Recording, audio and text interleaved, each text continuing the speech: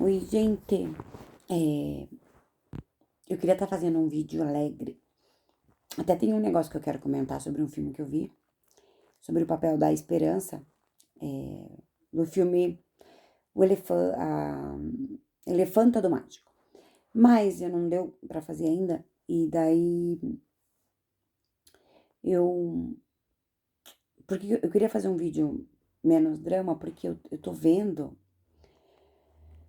que a gente precisa conseguir arranjar uma força pra sobreviver, né? Como assim? Eu fico pensando no impacto daquilo que a gente está remoendo, né? Então, eu, como cientista social, ou como uma pessoa que observa a vida, ou como uma pessoa que sofre junto com o sofrimento, ou uma pessoa que sabe que a vida podia ser diferente para todo mundo, ao mesmo tempo, penso no que vai se converter esse meu discurso, né? Então, tipo, a partir daquilo que a gente reflete, daquilo que a gente percebe, então, o que vai mudar a partir disso, né? E eu tenho visto que, primeiro, a gente precisa estar bem, né? Então, a gente precisa ter o ânimo suficiente para conseguir seguir a própria vida, seguindo a própria vida bem, a gente para lutar por uma vida melhor, né? Só que, Thalita, como é que vai viver bem, né?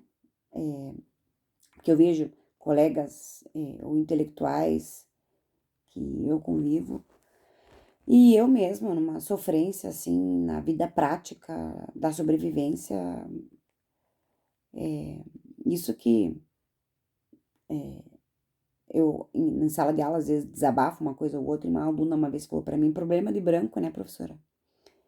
E aquilo me marcou muito, porque todo sofrimento é sofrimento, né? Mas eu fico pensando, eu que tenho estabilidade como concursada, faço meus projetos, mesmo trabalhando menos, tenho uma renda proporcionalmente alta perto da maior parte dos brasileiros, e ainda assim é muito difícil. E daí, mas assim, bom, eu faço outro vídeo falando sobre a importância da gente que precisar, mas que já toque aí desse lado para você pensar que, para além de toda a desgraça que é a desigualdade desse mundo e toda a violência que a gente não merecia ter que viver, e que é importante perceber tudo isso para que a gente. Uma vez um aluno falou, professora Thalita, a sociologia me deixa triste. Eu falei, não é por aí, não é por aí. Não é por aí, a gente não fica falando dos problemas, identificando aquilo que é tóxico, que faz mal, pra gente ficar remoendo aquilo pra doer, sabe? Cutucar uma ferida. A ideia é a gente perceber que tem coisas que a gente não precisaria viver, não precisaria sofrer por elas, né? Tipo, que os meus filhos precisam do meu tempo e não do meu dinheiro, né? Mas daí ao mesmo tempo você vê que bonito que é minhas unhas vermelhas e que com uma maquiagenzinha fica melhor, né? Então, claro, mas a ideia é a gente conseguir ver que isso é detalhe, né? Que é detalhe, detalhe, detalhe, detalhe, né? Que o quanto mais a gente tenta viver aquilo que a gente não é impossível. Mais a gente vai sofrer, a psicologia vai dizer isso, a psicanálise, claro, as ciências sociais. Tenho falado mais da psicologia porque eu tô estudando. Então, quanto mais a gente fingir ser uma pessoa que a gente não é, mais trauma, mais BO a gente vai conseguir para nossa cabeça, né? E para nosso coração mesmo, para nossos sentidos, né? Para quem que eu quero mentir? Para quem que eu quero mentir que a minha pele tá melhor do que isso? Para quem que eu quero mentir que a minha vida que é para mim mesma, né? E tudo isso para contar 4 minutos e 22 depois que eu tava voltando embora ontem de algum lugar com as crianças de noite.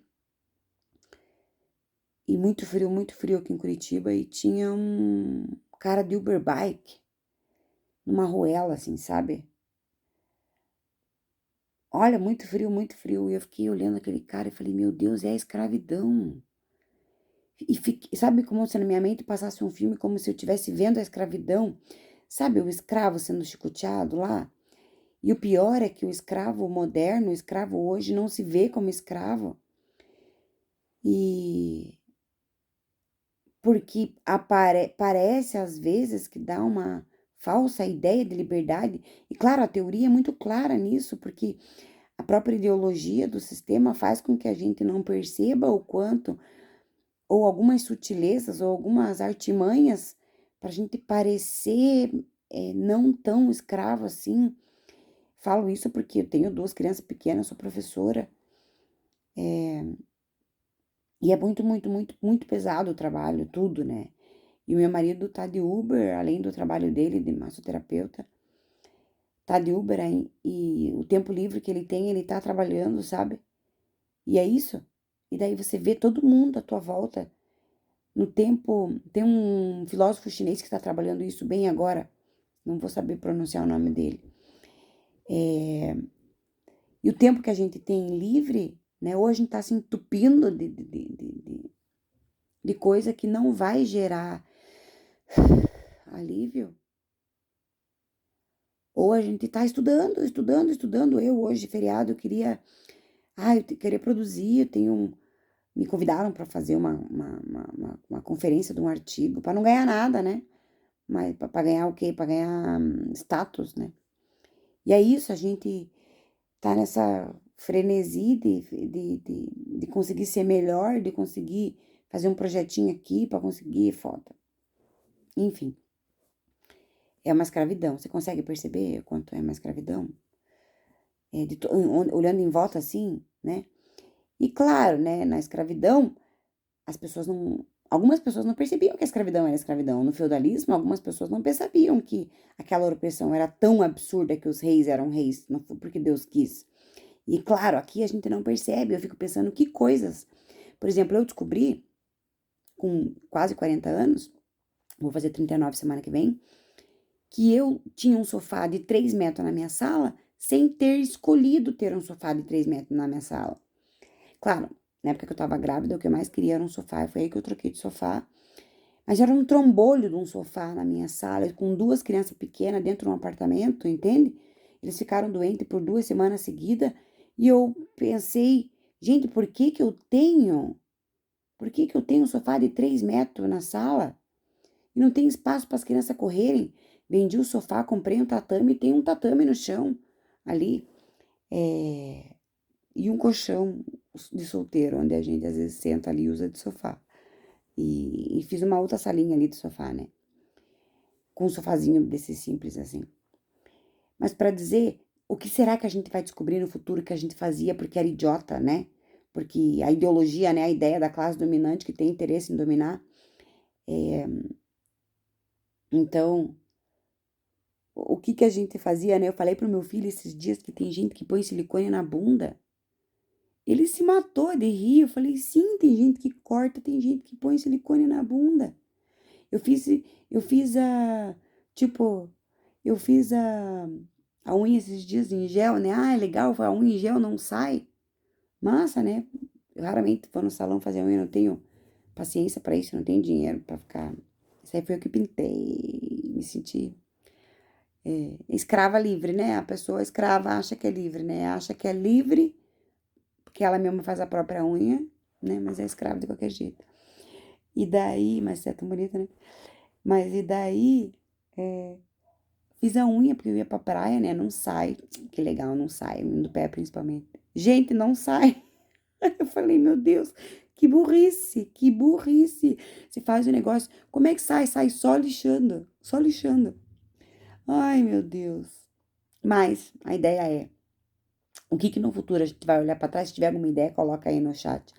O que que no futuro a gente vai olhar e falar, gente, como que a humanidade foi capaz de se permitir fazer uma coisa dessa, né? Como que a gente foi capaz de pagar para ter uns absurdos desse? Como que eu percebi que eu tinha um sofá gigante na minha sala, inútil, um elefante branco dentro da minha sala, que não tinha função nenhuma. Como é que pode que eu tenha 40 anos e não podia ter a sala do jeito que eu queria? Sim, meu sonho era ter um tatame em casa, uma sala de ginástica, sabe? Para eu me alongar, para eu dar minhas cambalhotas. Eu gosto dessas coisas, né? Eu ainda quero ter um espelho gigante, assim, para dançar e tal, né? Muito mais importante do que um sofá para mim. E eu não era capaz de pensar nisso. O que que a gente vai ser capaz de pensar um dia de que a gente faz Poderia ter feito muito antes e não fez, né? O que eu poderia ter feito muito antes na minha vida por mim mesma e eu não fiz? Gente, eu descobri que eu podia tomar chimarrão na xícara sem ser na cuia. Me senti idiota, porque a minha cuia quebrou. E daí eu não tava tomando, né?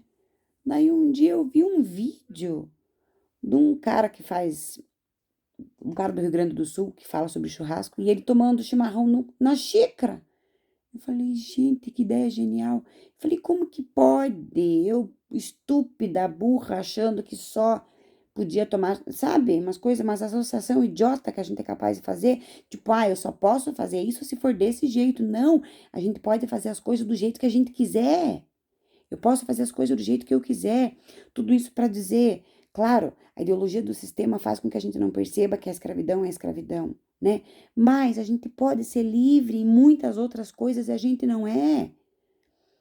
Eu tô trabalhando meio período, tô contando as moedas, gente, mas eu tô trabalhando meio período, né?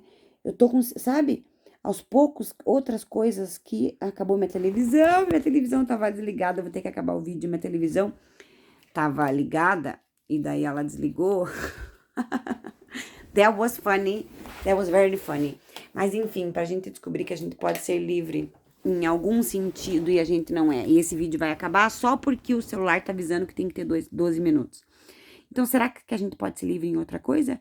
O que a gente não tá percebendo de sutil de escravidão dentro desse sistema, né? Que a gente é escravo do trabalho, a gente sabe. Mas do que mais a gente é escravo e não percebe? Da logística da sala, dos móveis, a gente não escolhe os móveis que tem, a gente não escolhe os lugares onde a gente vai, a gente não escolhe as roupas que a gente vai vestir, as danças que a gente vai dançar. Escreve aí o que você já percebeu que não era livre.